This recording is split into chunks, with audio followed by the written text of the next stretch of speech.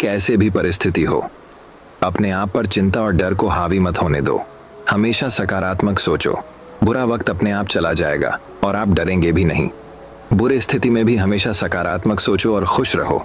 ऐसा करने से आपको सफलता अवश्य मिलेगी। तो बिना देर किए चलिए उन कहानियों की शुरुआत करते हैं। पहली कहानी, एक पत्थर से मूर्ति बनने तक की अद्भुत कहानी। हम देखते हैं कि एक पत्थर जिस पर हम विश्वास करते हैं उसे पूजा जाता है, और एक दूसरा पत्थर होता है जिससे हम भगवान पर चढ़ाने के लिए नारियल फोड़ते हैं। पत्थर तो एक ही होता है, लेकिन एक पत्थर छैनी हथौड़े की मार झेलकर भगवान बन जाता है और दूसरा छैनी हथौड़े की मार से टूट जाता है। लेकिन जिस पत्थर ने पहले दर्द को सह लिया उसको पूजा जाता है, और जिस पत्थर ने पहले दर्द को सहन नहीं किया उसको बाद में बार बार दर्द मिलता है। जिस पत्थर से हम नारियल फोड़ते हैं ये वही पत्थर होता है जो थोड़े दर्द से टूट जाता है। कई बार हम देखते हैं कि एक व्यक्ति बहुत सफल होता है और वहीं एक व्यक्ति असफल होता है। ऐसा क्यों होता है और इसके पीछे का सही कारण क्या होता है? जो व्यक्ति सफल होता है उसे देखकर कई लोग ये भी बोलते हैं कि इसकी किस्मत अच्छी थी, लेकिन उसके पीछे का संघर्ष कोई नहीं देखता। और आज की कहानी उन्हीं लोगों के लिए है जो कहते हैं कि सफलता किस्मत से मिलती है। एक बार की बात है कि एक खुशहाल पति पत्नी बाजार गए तो उन्होंने वहां एक बहुत ही सुंदर मूर्ति देखी। तो लड़की उस मूर्ति को खरीद लेती है और घर ले आती है। घर पर सभी लोग उस मूर्ति की तारीफ करने लगते हैं। वह लड़की उस मूर्ति की ओर देखकर कहती है कि यह मूर्ति दुनिया की सबसे सुंदर मूर्तियों में से एक है। इतने में उस मूर्ति से आवाज आती है, मैं तो सिर्फ एक मामूली पत्थर थी, लेकिन पत्थर से मूर्ति बनने तक में मुझे बहुत सारी चुनौतियों का सामना करना पड़ा। क्या आप इस सफर के बारे में जानते हो? लड़की डर जाती है और बोलती है, नहीं। तब पत्थर अपनी कहानी सुनाता है। पत्थर से मूर्ति बनने तक का सफर एक मूर्तिकार था जो बहुत ही सुंदर मूर्ति बनाता था। वह मूर्ति बनाने के लिए कुछ पत्थरों को चुनता है और उन्हें घर ले आता है। जब मूर्तिकार पत्थर को मूर्ति बनाने के लिए उस पर छैनी और हथौड़ों से वार करता है तो पत्थर के अंदर से दर्द भरी आवाज आती है, आह, मुझे बहुत चोट लगी है। तो मूर्तिकार उस पत्थर से कहता है, अभी थोड़ा दर्द सहन कर लोगे तो आगे चलकर लोग तुम्हारी पूजा करेंगे। फिर मूर्तिकार जब पत्थर पर फिर से छैनी हथौड़े से काम करता है तो वह पत्थर टूटकर बिखर जाता है। फिर वह मूर्तिकार दूसरा पत्थर उठाता है और जब उस पर छैनी और हथौड़ों से वार करता है तो दूसरे पत्थर के अंदर से भी दर्द भरी आवाज आती है, आह, मुझे बहुत चोट लगी है। तो मूर्तिकार उस पत्थर से कहता है, अभी थोड़ा दर्द सहन कर लोगे तो आगे चलकर लोग तुम्हारी पूजा करेंगे। तो वह पत्थर कहता है, ठीक है, तुम अपना काम करो, मेरे दर्द की परवाह मत करो।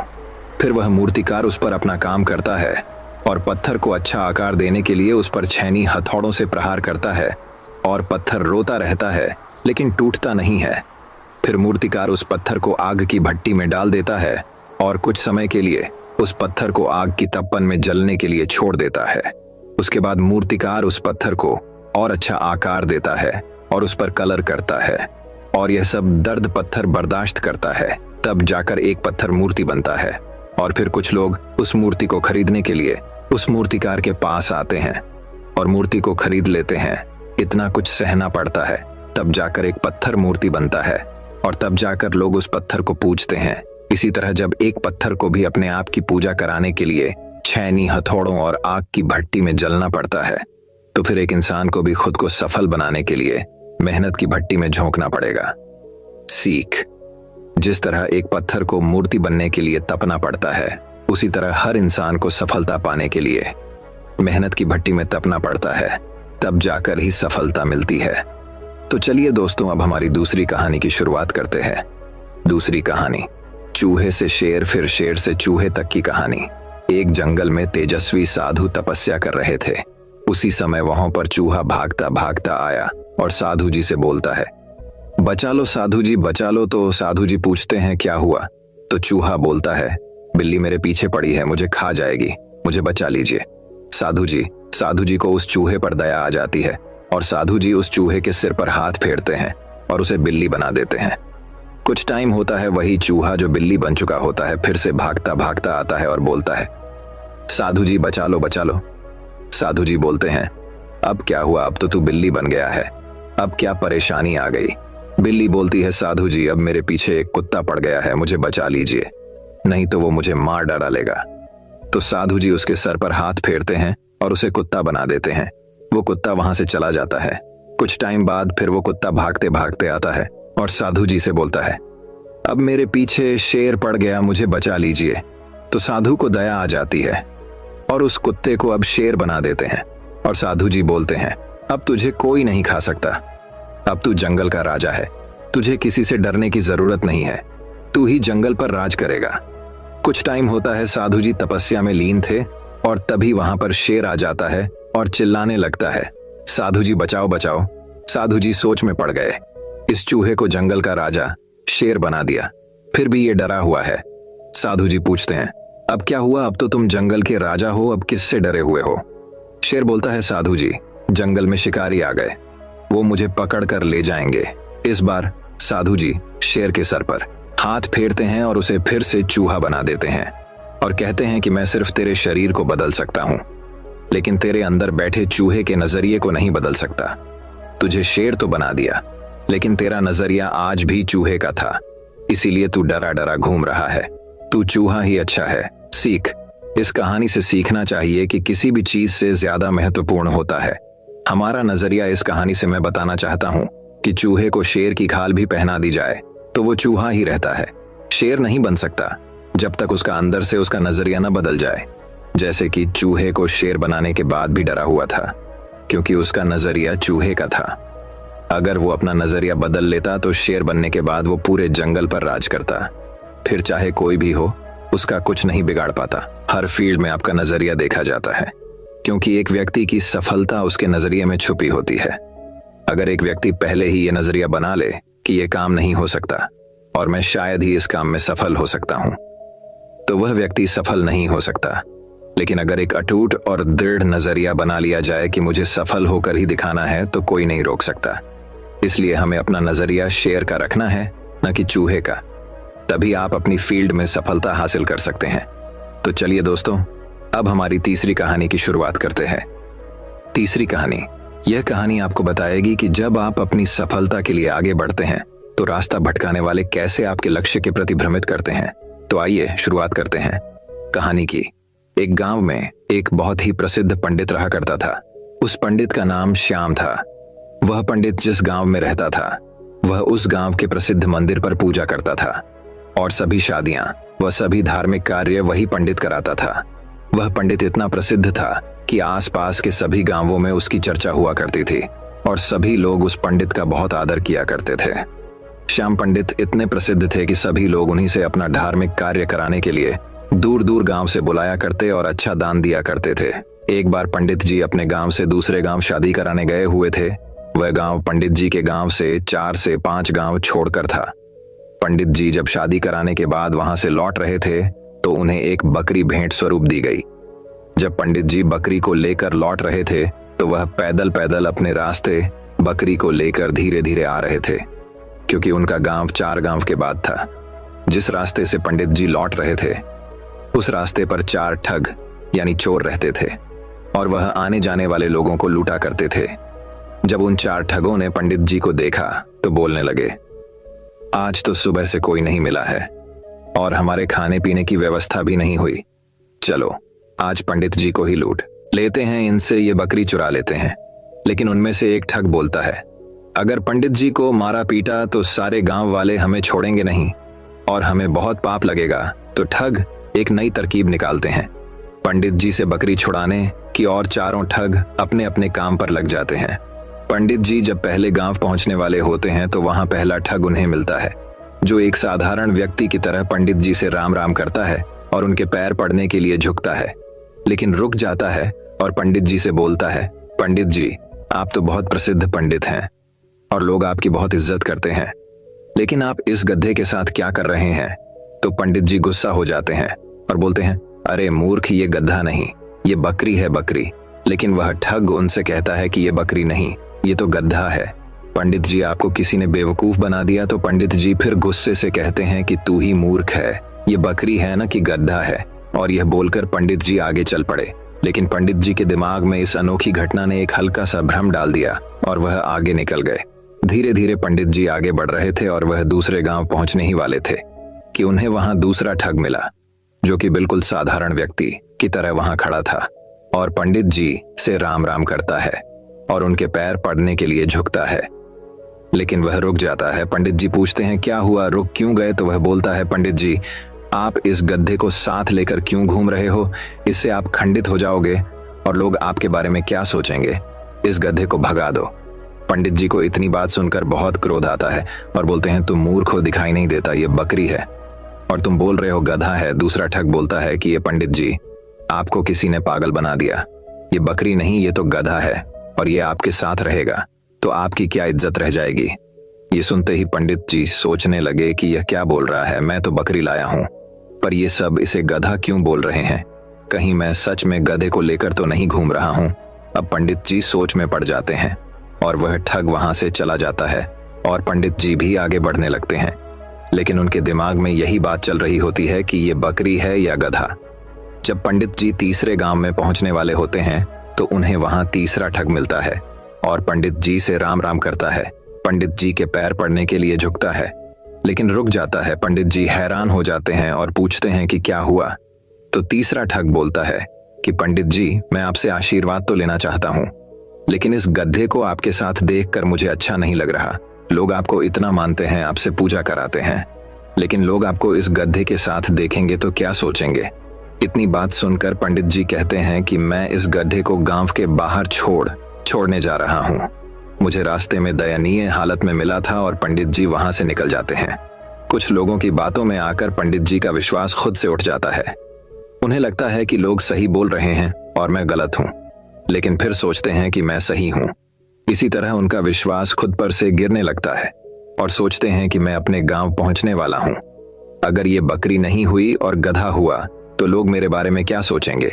यही सोचते सोचते पंडित जी चौथे गांव पहुंचने वाले होते हैं कि उन्हें चौथा ठग मिलता है और पंडित जी से राम राम करता है और पैर पड़ने के लिए झुकता है, लेकिन रुक जाता है।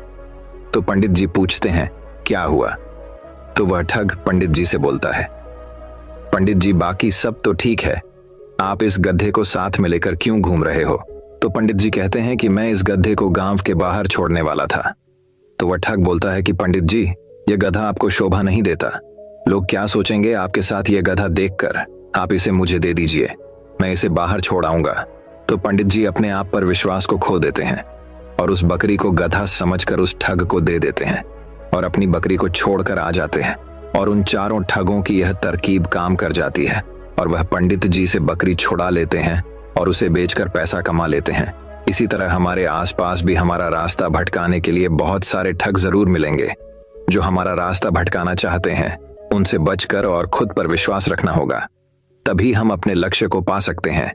सीख, इस कहानी से हमें कई सारी सीख सीखने को मिलती है जिनसे हम अपनी सफलता को जल्द से जल्द पा सकते हैं। सबसे पहले तो हमें सीख मिलती है कि हमें खुद पर विश्वास रखना चाहिए। दूसरा, व्यक्ति क्या कह रहा है उससे हमें कोई फर्क नहीं पड़ना चाहिए, क्योंकि रास्ता भटकाने वाले बहुत मिलेंगे। इस कहानी में भी वही हुआ है। अगर पंडित जी को खुद पर पूरा विश्वास होता कि हाँ ये बकरी ही है, तो वह अपनी बकरी को ठगों को नहीं देते। इसी तरह हमें भी अपने ऊपर विश्वास रखना होगा, हमारी मंजिल, हमारे सपनों के ऊपर विश्वास करना होगा। अगर हमें अपना लक्ष्य हासिल करना है तो हर किसी से सलाह नहीं लेना है और किसी भी व्यक्ति की नकारात्मक बातों से हमें कोई फर्क नहीं पड़ना चाहिए, क्योंकि लोग तो सिर्फ आपको भटकाने के लिए आते हैं कि ये कर लो, वह कर लो। लेकिन अगर आपका कोई निश्चित लक्ष्य नहीं होगा तो आप कभी सफल नहीं होंगे। इसलिए अपना लक्ष्य बनाकर सिर्फ उसके ऊपर काम करो, बिना किसी व्यक्ति की बातों पर ध्यान दिए। जब आप अपने लक्ष्य को पाने के लिए काम करते हैं तो रास्ता भटकाने और रास्ता रोकने बहुत सारे लोग आएंगे, आपको उनका सामना करना होगा। नेटवर्क मार्केटिंग बिजनेस में भी यही होता है। आपको बहुत सारे लोग मिलेंगे जो कहेंगे ये गलत काम है, आपको सफलता नहीं मिलेगी। तो उनकी बातों पर ध्यान दिए बिना अपने लक्ष्यों को पूरा करने के लिए मेहनत करेंगे तो सफलता अवश्य मिलेगी। बस रास्ता भटकाने वालों से बचकर रहें, क्योंकि राह भटकाने वाले जरूर मिलेंगे। तो चलिए दोस्तों, अब हमारी चौथी कहानी की शुरुआत करते हैं। चौथी कहानी, अकेले लड़ने की ताकत। कभी कभी हमें जीवन में अकेले लड़ने की आवश्यकता होती है। यह कहानी एक ऐसे लड़के की है जो अपने लक्ष्य की ओर आगे बढ़ने के लिए अपनी अकेलापन को एक सुनहरा अवसर बनाता है। एक समय की बात है, एक छोटे से गांव में एक लड़का रहता था। वह बहुत सपने देखता था और अपने लक्ष्यों की प्राप्ति के लिए प्रयास करने का निरंतर जुनून रखता था। परंतु उसके पास न कोई साथी था, न कोई मार्गदर्शन करने वाला। उसके परिवार में भी उसके सपनों को समझने वाला कोई नहीं था। इसलिए उसे लगता था कि वह अकेलेपन की जंजीरों में बंद है और उसके सपने अधूरे रहेंगे। फिर भी उसने निरंतर मेहनत की और अपनी आत्मविश्वास की आवाज को बुलंद किया। उसकी इच्छा शक्ति और संघर्ष ने उसे सही दिशा में आगे बढ़ाने की शक्ति दी। एक दिन उसे अपने गांव के बाहर एक पुस्तकालय का पता चला। वह आश्चर्यचकित हुआ, क्योंकि उसे पहले कभी ऐसी जगह नजर नहीं आई थी। धीरे धीरे उसने उस पुस्तकालय के दरवाजे पर कदम रखा। वहां जाकर उसने देखा कि लोग पुस्तकों के बीच खोए रहते हैं और वहां की शांतिपूर्णता और ज्ञान के वातावरण ने उसे संतुष्ट कर दिया। अपनी उत्कृष्टता को पहचानते हुए उसने निर्णय किया कि वह पुस्तकालय में समय बिताएगा। धीरे धीरे वह पुस्तकालय की विभिन्न किताबों को पढ़ने लगा और नई दुनिया की खोज में निकल पड़ा। दिनों बिताने के साथ साथ उसका ज्ञान बढ़ता गया और वह अच्छे लेखकों और दर्शकों के साथ रिश्ते बनाने लगा। इसी के साथ उसने लिखने का भी मन बना लिया। उसने कई लेख लिखे, जिसमें से उसका एक लेख प्रकाशित हुआ और उसे अवसर मिला अपने लेखकीय कौशल को दुनिया के सामने प्रदर्शित करने का। वह लड़का जिसने कभी अकेलापन को एक रुकावट समझा था, अब एक प्रेरणादायक उदाहरण बन गया। लोग उसे मान्यता देने लगे और वह लड़का अपने लक्ष्यों की ओर अग्रसर होने में सफल हुआ। इस कहानी से हमें यह सीख मिलती है कि अकेलेपन को एक सुनहरा अवसर बनाने के लिए हमें संघर्ष करना चाहिए। हमारी संयमितता, समर्पण और मेहनत हमें अपने लक्ष्यों की प्राप्ति की ओर आगे बढ़ा सकती है। तो चलिए दोस्तों, अब हमारी 5वीं कहानी की शुरुआत करते हैं। 5वीं कहानी, संकट में साथ देना। यह कहानी एक गांव की है जहां लोग एक दूसरे के सहारे जीने का तरीका सीखते हैं। एक गांव था जहां लोगों के बीच में अनूठा एक बंधन था। यहाँ के लोग एक दूसरे के साथ मेहनत करते, सहायता करते और एक दूसरे के साथ खुशियों और दुखों को बांटते थे। इस गांव की कहानी बहुत ही अनोखी थी। एक बार गांव में एक नया आदमी आया। उसका नाम राम था। राम बहुत ही निराशाजनक हालात में आया था। वह एक छोटे से गांव में दूर रहते थे, जहां उनका परिवार बीमारियों और तंगी में फंसा था। उन्होंने सोचा कि वह इस गांव में आकर नए जीवन की कोशिश करेंगे। राम गांव में आकर एक आदर्श बनने के लिए प्रयास करने लगे। वे हर काम में मेहनत करते, दूसरों की सहायता करते और सबके लिए प्रेरणा स्रोत बन गए। दूसरे लोगों की खुशियों और दुखों में भी वे सहभागी रहते। एक बार गांव में बड़ा दुख का समय भी आया, जब गांव के मुखिया का बेटा अचानक बीमार पड़ गया। उसकी स्थिति गंभीर थी और उसके परिवार को इलाज के लिए पैसों की आवश्यकता थी, लेकिन गरीबी के कारण परिवार के पास इतनी धनराशि नहीं थी। जब राम ने इसे सुना, उन्होंने तत्परता से अपनी सभी बचत की राशि का उपयोग करके परिवार की मदद की। वे नहीं चाहते थे कि इस दुखी परिवार को किसी भी हमारी तरह जूझना पड़े। उन्होंने बचत की, राशि के साथ साथ दूसरे गांव वालों को भी अपील की और उन्होंने भी उस परिवार की सहायता की। इस आपातकाल में गांव वालों ने एक बड़ी टीम बना ली। सभी ने मेहनत करके और अपने संगठन के साथ मिलकर इलाज के लिए पैसे इकट्ठा किए। थोड़े समय के बाद बेटे का इलाज हुआ और वह पूरी तरह स्वस्थ हो गया। इस घटना के बाद गांव वालों के मदद करने के इरादे एक दूसरे के साथ और भी मजबूत हो गए। यह उनकी सद्भावना, नेकी और सामर्थ्य का परिणाम था। वे सभी ने समझा कि दूसरों की मदद करके ही हमारा असली लक्ष्य पूरा होता है। वह गांव अब एक परिवार की तरह था, जहां हर कोई एक दूसरे का सहारा था। यहाँ के लोग अपनी खुशियों और दुखों को साझा करते, एक दूसरे की मदद करते और अपने संघर्षों को साथ में झेलते थे। वे सब मिलकर इस दुनिया में एक सुंदर और समृद्ध जीवन जीने का तरीका सीख गए। तो चलिए दोस्तों, अब हमारी 6ठी कहानी की शुरुआत करते हैं। 6ठी कहानी, सपनों की उड़ान। इस कहानी में हम एक छोटे से गांव की बच्ची की कहानी सुनते हैं, जो अपने सपनों को पूरा करने के लिए कठिनाइयों का सामना करती है। एक छोटे से गांव में लक्ष्मी नाम की एक बच्ची रहती थी। वह बहुत ही संवेदनशील और सपनों की दुनिया में खोई रहने वाली थी। लक्ष्मी के दिल में एक सपना था कि वह एक दिन अपने गांव को ऊंचाइयों तक ले जाएगी और उसे खुशहाली और सम्मान की ऊंचाइयां प्राप्त होंगी। लक्ष्मी के पास गरीबी के कारण कई कठिनाइयां थीं।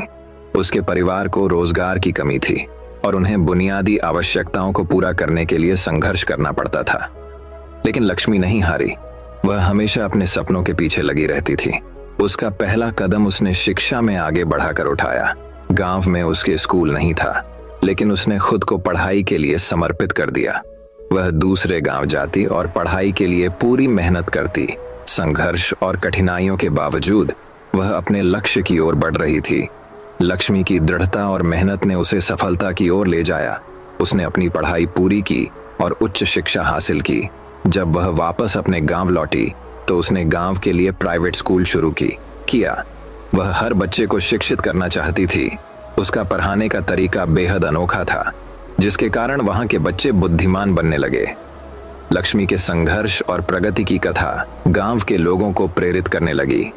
वह उनकी आदर्श बन गई और उन्होंने भी अपने सपनों की पूर्ति के लिए मेहनत करना शुरू कर दिया। इस तरह लक्ष्मी ने अपने गांव को ऊंचाइयों तक ले जाने में सहायता की और लोगों को आर्थिक और सामाजिक रूप से सशक्त बनाया। यह कहानी हमें सिखाती है कि हमें अपने सपनों के पीछे दृढ़ता से खड़े होना चाहिए। कठिनाइयों के बावजूद हमें अपनी मेहनत और समर्पण बनाए रखने की आवश्यकता होती है। जब हम अपने सपनों के प्रति विश्वास रखते हैं और मेहनत करते हैं, तो हम आपातकाल में भी सफलता की ओर बढ़ सकते हैं। तो चलिए दोस्तों, अब हमारी 7वीं कहानी की शुरुआत करते हैं। 7वीं कहानी खुशी का राज। एक बार की बात है, एक गांव में एक महान आरशी रहते थे। उस गांव के लोग उस आरशी का बहुत ही सम्मान करते थे। गांव के सभी लोगों को जब भी कोई समस्या हो तो वे आरशी अपनी समस्या का समाधान अवश्य बताते थे। सभी गांव वाले उस आरशी से बहुत प्रसन्न थे। हर बार कोई नई समस्या लेकर उस आरशी के पास आए और महान आरशी उस समस्या का हल बताएं। एक बार एक व्यक्ति उस आरशी के पास एक प्रश्न करता आया और आरशी से पूछा कि गुरुजी, मैं एक प्रश्न करता चाहता हूँ। तो आरशी ने कहा कि प्रश्नोत्तरी क्या है? तो वह व्यक्ति कहता है, मैं खुश कैसे रह सकता हूँ, मेरी खुशी का राज क्या है? इतने में आरशी ने जवाब दिया कि आपको मेरे साथ जंगल में घूमना होगा। कुछ समय बाद वह व्यक्ति खुशी का राज देखने के लिए आरशी के साथ जंगल में जाने के लिए निकलता है और दोनों जंगल में जाते हैं। तभी रास्ते में एक बड़ा पत्थर आता है और आरशी उस पत्थर को अपने साथ लेने के लिए उस व्यक्ति को बताता है। उसने आरशी के आदेश पर व्यक्तिगत रूप से उस पत्थर को अपने हाथों में उठाया हुआ माना। कुछ समय बाद उस व्यक्ति को उस भारी पत्थर से दर्द होने लगा। वह व्यक्ति इस दर्द को सहन कर लेता है और रहता है। काफी समय तक वह व्यक्ति उस दर्द को सहन कर लेता है, परंतु जब उसे अधिक कष्ट होता है तो ऐसा प्रतीत होता है कि महान आरशी कहते हैं कि मुझे कष्ट हो रहा है और मैं थक गया हूँ। ये आरशी कहते हैं कि इसे नीचे रख दो। वह व्यक्तिगत पत्थर को नीचे रखता है और उसे राहत देता है। फिर मुनि कहते हैं कि यही सुख का राज है। वह व्यक्ति पूछता है कि गुरु, मुझे कुछ समझा नहीं। फिर वापस आरशी उस व्यक्ति को उत्तर देते हैं कि जिस तरह से आपने इस भारी पत्थर को 10 मिनट तक रखा था तो आपको थोड़ा कष्ट हुआ, 20 मिनट तक उठाया गया तो अधिक से अधिक समय तक लगाया गया तो अधिक दर्द हुआ। ठीक इसी तरह देर तक हम अपने दुखों का बोझ फिर से उठाएंगे तो हमें खुशी नहीं मिलेगी, अंतिम रिश्ते ही रहेंगे। हमारी खुशी का राज सिर्फ इस पर प्रतिबंध है कि हम थोड़ी देर तक दुखों का बोझ अपने ऊपर रख सकें। अगर आपके जीवन में खुशी है तो कभी अपने ऊपर दुख को हावी मत दो। दुख इस भारी पत्थर की तरह है जो हम जैसे दिखने वाले पत्थर ही हमें दर्द और कष्ट जीवन भर देते हैं। तो चलिए दोस्तों, अब हमारी 8वीं कहानी की शुरुआत करते हैं। 8वीं कहानी, निरंतरता का महत्व। यह कहानी एक खिलाड़ी की है जो निरंतरता और समर्पण के माध्यम से सफलता प्राप्त करता है। यह कहानी एक खिलाड़ी की है जिसका नाम रजत है। रजत बचपन से ही क्रिकेट के शौकीन थे और उनका सपना था कि वह अपने देश की टीम में खेलें। वह हमेशा अपने लक्ष्य को प्राप्त करने के लिए निरंतर और समर्पित रहता था। रजत के पास कोई प्रशिक्षक नहीं था, लेकिन वह हमेशा दिल से खेलते थे और प्रतिदिन क्रिकेट के क्षेत्र में समय बिताते थे। उनके दोस्त उन्हें हमेशा प्रोत्साहित करते थे और उनके साथ खेलने में सहायता करते थे। जब रजत अपने स्कूल के क्रिकेट टीम में चयनित हुए तो उनकी खुशी की कोई सीमा नहीं रह गई। उन्होंने अपने दम पर कई मैच जीते और बार बार अपनी क्षमता को साबित किया, लेकिन इस बीच रजत को भी कठिनाइयों का सामना करना पड़ा। वे कई मैचों में खारिज हो गए और कई बार वे हार भी गए। इसे देखकर रजत हिम्मत नहीं हारे और उन्होंने और अधिक मेहनत की। वे खुद को समय समय पर मार्गदर्शन के लिए फिल्में और वीडियो देखने का समय निकालते थे। वे अपनी तकनीक को सुधारने के लिए कोच से सलाह भी लेते थे। रजत की संघर्ष भरी मेहनत और समर्पण के कारण वे अपनी खुद की धारणा को मजबूत करने में सफल रहे। समय बीतते ही रजत का खेलने का अनुभव बढ़ता गया और उन्होंने अपनी क्षमता में सुधार देखा। उन्होंने अपने देश की युवा टीम में चयनित होने का गर्व महसूस किया और उसके बाद से उन्होंने अपनी सफलता के लिए और अधिक प्रयास किए। आज रजत अपनी देश की प्रमुख क्रिकेट टीम में खेल रहे हैं और वे निरंतर उन्नति कर रहे हैं। उनकी कहानी हमें यह सिखाती है कि हमें अपने लक्ष्यों के प्रति निरंतर प्रयास और समर्पित रहना चाहिए और हमेशा प्रयास करते रहना चाहिए, चाहे हमें कितनी भी कठिनाइयां आएं। विजय और सफलता उस व्यक्ति की मेहनत और समर्पण पर निर्भर करती है जो कभी हिम्मत नहीं हारता। तो चलिए दोस्तों, अब हमारी 9वीं कहानी की शुरुआत करते हैं। 9वीं कहानी, सफलता के सूत्र। एक समय की बात है, एक छोटे से शहर में एक व्यापारी रहता था। उसका नाम राजेश था। राजेश के पास कोई बड़ा व्यापार नहीं था, लेकिन उसकी मेहनती और जुनून से भरी आवाज थी। उसका सपना था कि एक दिन वह एक अपना व्यापार खोलेगा और सफलता की ऊंचाइयों को छू जाएगा। राजेश ने कई सालों तक एक नौकरी की है, लेकिन उसकी रुचि व्यापार में थी। वह हमेशा सोचता रहता था कि उसे क्या करना चाहिए ताकि वह अपने सपनों को पूरा कर सके। एक दिन राजेश ने निर्णय लिया कि वह अपना व्यापार शुरू करेगा। उसने अपने बचत के पैसों का इस्तेमाल करके एक छोटी सी दुकान खरीदी और उसमें सामान बेचने की शुरुआत की। पहले कुछ महीनों में राजेश का व्यापार थोड़ा सा उछल कूद के साथ चला, लेकिन जल्द ही उसे गाही बनाने का समय आया। राजेश ने खुद को सीखने, बढ़ते हुए प्रौद्योगिकी के उपयोग और ग्राहकों की आवश्यकताओं को समझने में जुटा दिया। वह मान्यता प्राप्त करने के लिए गुणवत्ता और उत्कृष्टता पर ध्यान देने लगा। इसके परिणाम स्वरूप उसकी दुकान का नाम शीघ्र ही लोकप्रियता में आया और लोग उसकी सेवाओं की प्रशंसा करने लगे। राजेश के व्यापार में सफलता की लहर आई और उसका व्यापार धीरे धीरे बढ़ता गया। उसने दूसरी दुकान खोली और अपने व्यापार की विस्तार की। राजेश की सफलता का राज उसकी मेहनत, समर्पण और आत्मविश्वास था। वह कभी नहीं हारा और हमेशा अपने लक्ष्य की ओर बढ़ता रहा। वह अपने संगठन को विकसित करने के लिए नए आइडियाओं पर काम किया और नई बाजारों में उत्पादों की पेशकश की। आज राजेश एक सफल व्यापारी के रूप में पहचाना जाता है। उसकी कहानी और उसकी सफलता दूसरों को प्रेरित करने के लिए एक मिसाल के रूप में साझा की जाती है। राजेश ने सिद्ध किया कि मेहनत, आत्मविश्वास और निरंतर प्रयास ही सफलता की कुंजी होती है। तो चलिए दोस्तों, अब हमारी 10वीं कहानी की शुरुआत करते हैं। 10वीं कहानी, जीत की गाथा। इस कहानी में हम एक खिलाड़ी की कहानी सुनते हैं जो कठिनाइयों के बावजूद जीत की ओर बढ़ता है। यह कहानी हमें यह सिखाती है कि हमें सभी परिस्थितियों में सकारात्मक रहना चाहिए और हमेशा अपनी जीत के लिए प्रयास करना चाहिए। यह कहानी एक खिलाड़ी के बारे में है जो विभिन्न कठिनाइयों का सामना करते हुए आगे बढ़ता है। उसका नाम रवि था। रवि एक बहुत ही प्रफुल्लित और सकारात्मक व्यक्तित्व वाला था। वह एक खेल के प्रेमी था और खुद को विभिन्न खेलों में महारत प्राप्त करने का सपना देखता था। रवि के जीवन में कई मुश्किलें आईं। पहले तो वह अपने खेल की रुचि को लेकर अकेला था। उसके परिवार वाले उसे खेलने को निराश करते थे और कहते थे कि खेल उसके भविष्य को बर्बाद करेगा, लेकिन रवि निरंतर अपने सपने के पीछे भागता रहा। एक दिन उसे एक महत्वपूर्ण खेल के लिए राष्ट्रीय स्तर पर प्रतियोगिता में हिस्सा लेने का मौका मिला। रवि ने अपने अभियान की शुरुआत की, लेकिन उसे पता था कि इस प्रतियोगिता में उसे बहुत सारी मुश्किलें प्राप्त होंगी। प्रतियोगिता के दौरान रवि को कठिनाइयों का सामना करना पड़ा। वह अपनी प्रदर्शन क्षमता में कमी महसूस कर रहा था और एक समय ऐसा आया जब उसे लगा कि उसकी हार तय हो चुकी है। लेकिन उसने हार मानने की बजाय सकारात्मक सोचने का निर्णय लिया। रवि ने खुद को सामर्थ्य और संयम से भरपूर महसूस करने का प्रयास किया। वह निरंतर मेहनत करता रहा और अपने को सुधारने के लिए प्रयास करता रहा। अपने को बेहतर बनाने के लिए उसने नई तकनीकों का अध्ययन किया और उसे अपने खेल में लागू किया। धीरे धीरे रवि अपने दूसरे प्रतियोगिता में सुधार दिखाने लगा। वह पहले से ज्यादा सुरक्षित, तेज और बुद्धिमान हो गया था। अपने प्रतिद्वंद्वियों को हराने के लिए उसने बेहतरीन प्रदर्शन किए और उसके सपने को पूरा करने के लिए जीवन भर के प्रयासों को समर्पित किया। अंततः उसकी मेहनत और समर्पण ने उसे विजयी बना दिया। उसने राष्ट्रीय स्तर की प्रतियोगिता जीती और खुद को साबित किया कि सकारात्मक सोच और अथक प्रयास से कोई भी लक्ष्य हासिल किया जा सकता है। रवि की इस कहानी से हमें यह सीख मिलती है कि जीवन में हमेशा सकारात्मक रहना चाहिए। भले ही हमारे सामर्थ्य को कितनी भी मुश्किलें आएं, हमेशा अपने लक्ष्य के प्रति संकल्पित रहना चाहिए और अपने को सुधारने के लिए प्रयास करना चाहिए। हार मानने की बजाय हमें उससे सीख लेनी चाहिए और आगे बढ़ने के लिए तत्पर रहना चाहिए। इन मोटिवेशनल कहानियों को पढ़कर आपको निरंतरता, समर्पण, आत्मविश्वास और संघर्ष की महत्वपूर्णता का अनुभव होगा। ये कहानियां आपको आगे बढ़ने के लिए प्रेरित करेंगी और आपको अपने लक्ष्यों की ओर ले जाएंगी। तो चलिए दोस्तों, अब हमारी 11वीं कहानी की शुरुआत करते हैं।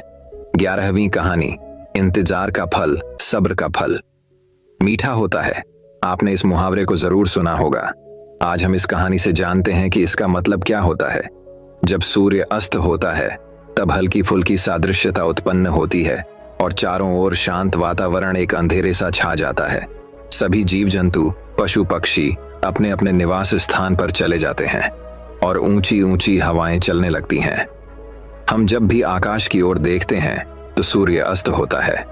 उसी समय आकाश में तारे टिमटिमाने आते हैं। कुछ तारे अत्यंत आकर्षक हैं, लेकिन कुछ कम आकर्षक हैं। अधिक टिकाऊ वाले निगम पर हमारी नजर बहुत कम है, इसलिए हम उन पर ध्यान नहीं दे पाते और उनकी प्राकृतिक फीकी पड़ जाती है।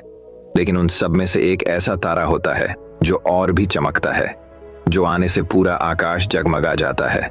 वह इतनी सुंदर और चमकदार होती है कि उसकी जगमगाते लोगों के चेहरे पर खुशी आ जाती है। हम उसे स्वाति नक्षत्र के नाम से जानते हैं। परम चमकदार और सुंदर होता है, जिसके आने से लोग खुश हो जाते हैं। बाकी के नक्षत्र स्वाति नक्षत्र से ईर्ष्या करते हैं और अपनी इस तृष्णा की कथा को श्री नारद मुनि को अर्पित करते हैं। नारद मुनि ने उन सभी को समझाया जिनमें कहा गया है कि देखो, जो भी सब्र करता है उनकी कीर्ति दुनिया में है। और मुझे स्पष्ट रूप से पता चलता है कि आप लोगों में धैर्य नहीं है, इसलिए आप लोग सायंकाल में घटित होते सब्र का फल मीठा होता है। आपने इस मुहावरे को जरूर सुना होगा। आज हम इस कहानी से जानते हैं कि इसका मतलब क्या होता है। जब सूर्य अस्त होता है तब हल्की फुल्की सादृश्यता उत्पन्न होती है और चारों ओर शांत वातावरण एक अंधेरे सा छा जाता है। सभी जीव जंतु, पशु पक्षी अपने अपने निवास स्थान पर चले जाते हैं और ऊंची ऊंची हवाएं चलने लगती हैं। हम जब भी आकाश की ओर देखते हैं तो सूर्य अस्त होता है। उसी समय आकाश में तारे टिमटिमाने आते हैं, होते ही तुरंत जगमगाने लगते हैं। लेकिन स्वाति नक्षत्र भारी समय के बाद आकाश के करीब आता है और उसकी सतह इतनी अधिक हो जाती है, सभी लोगों के चेहरे पर मुस्कान आती है। ऐसा कहा जाता है कि सब्र करना चाहिए, क्योंकि उसका फल हमें मीठा होता है। यदि तुम देर से आकाश में टिमटिमाते होते तो भी महत्वपूर्ण होते और तारामंडल भी लोग अलग नाम से जानेंगे। नारद मुनि द्वारा बताई गई बात सभी स्टैंडर्ड को समझ आ गई। सब्र का फल मीठा होता है, यह बात हम सभी जानते हैं और हम लोगों ने इसे महसूस भी नहीं किया है। मैं हमेशा अपने कार्यों को पूरा करने के लिए उसके परिणामों के इंतजार के बाद उतावला हो जाता हूँ, या फिर अपने आने वाले कार्यों को पूरा करने के लिए उतावला हो जाता हूँ, जिससे मेरा आने वाला कार्य प्रकाशित हो जाता है। परंतु मुझे ऐसा नहीं करना चाहिए। मुझे सब्र करना चाहिए उस परिणाम का या उस आने वाले कार्य का जिससे मुझे वह कार्य अच्छा लगा और उसका परिणाम भी अच्छा हो गया। हम जानते हैं कि प्रारंभिक रूप से मूल्यांकित उत्पाद हमेशा आपके गोल से बाहर होते हैं। हमें धैर्यवान बने रहने की जरूरत है, तभी हमें जीवन में सफलता मिलेगी। हमें किसी भी कार्य में साहस दिखाने की आवश्यकता नहीं है, फिर भी सफलता के द्वार खुलते हैं। हिम्मत ही ऐसा हथियार है जो इंसान के दिमाग का संतुलन बनाए रख सकता है और आगे आने वाली फिल्म को देखने के लिए नए रास्ते को बता सकता है।